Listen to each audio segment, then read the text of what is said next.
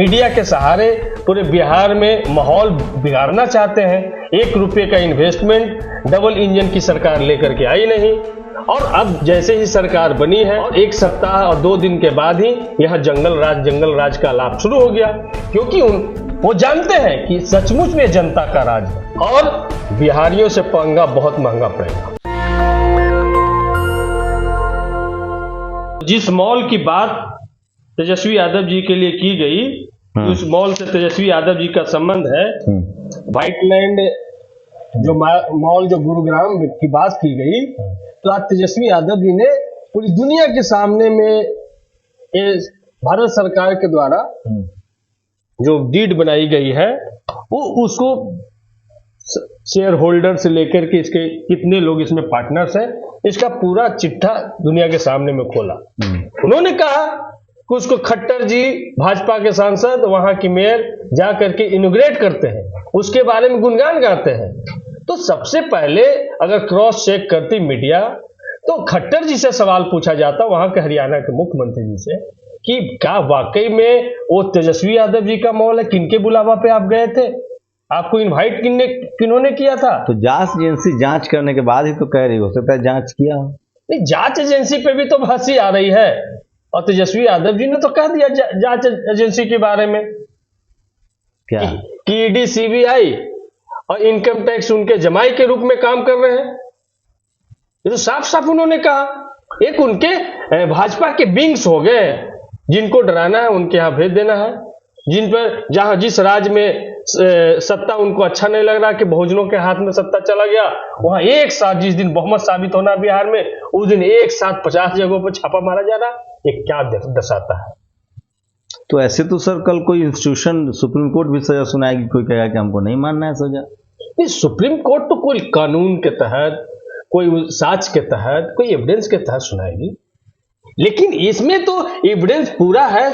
इस एविडेंस को तेजस्वी यादव ने दिया है, भाजपा के लोग इसको चैलेंज करें कि झूठा है, उनको आकर के सफाई देनी चाहिए। ये तो आपका इनकम टैक्स ईडी और सीबीआई से कोई जाति दुश्मनी है, कोई जमीन आपने उसका ले रखा है, वो क्यों आपके पीछे पड़ी है?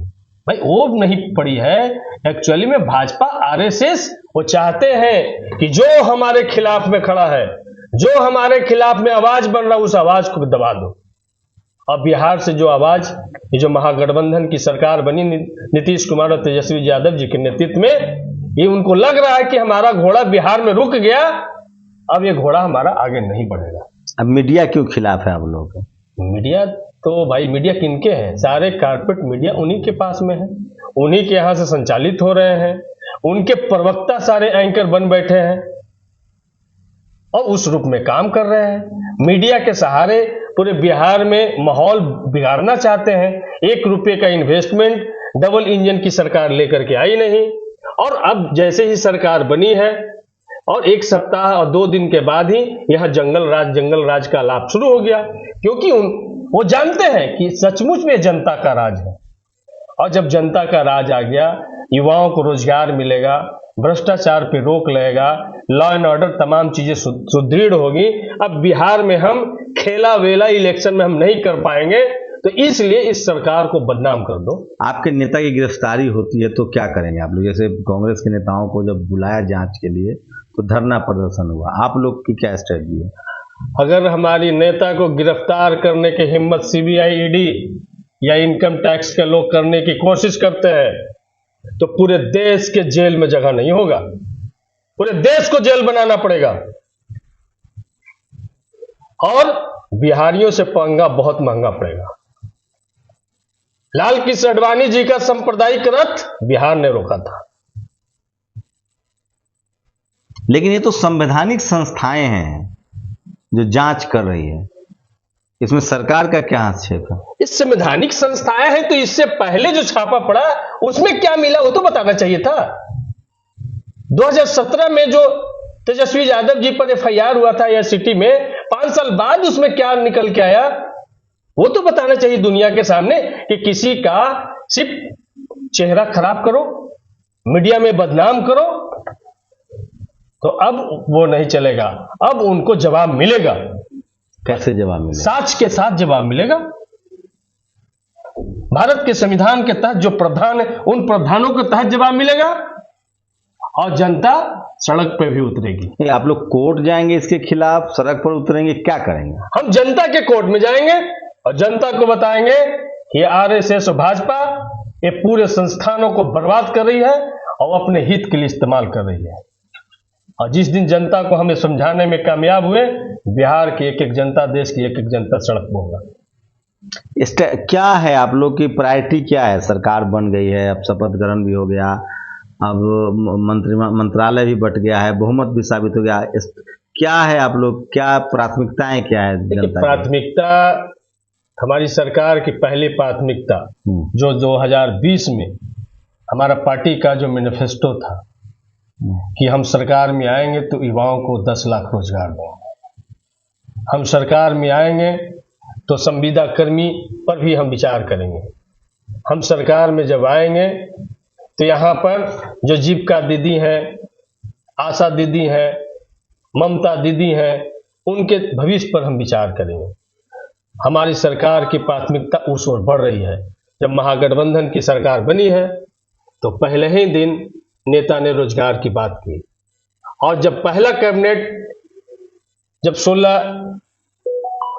अगस्त को जब पहला कैबिनेट होता है, उसमें स्वास्थ्य मंत्री के रूप में तेजस्वी प्रसाद यादव जी ने 35,000 नौकरियों की घोषणा की कि हम स्वास्थ्य विभाग में 35,000 नौकरी लेकर के आएंगे। एक दिन पहले 15 अगस्त को गांधी मैदान से माननीय मुख्यमंत्री नीतीश कुमार जी 10 लाख नौकरी और 10 लाख रोजगार की बात करते हैं, और हम लोग उस ओर बढ़ रहे हैं। सारे विभाग के लोगों को एक सूचना दे दी गई है कि अपने यहां से रिक्तियां मांग के लाएं, जो भी बैकलॉग है उसको निकाल करके लाएं, और उसको हम लोग आने वाला दिन में भारी संख्या में बहाली भर्ती निकलेगी। और हम चाहते हैं कि जो राष्ट्रीय औसत है उसके बाद राष्ट्रीय औसत को हम मेंटेन कर पाए।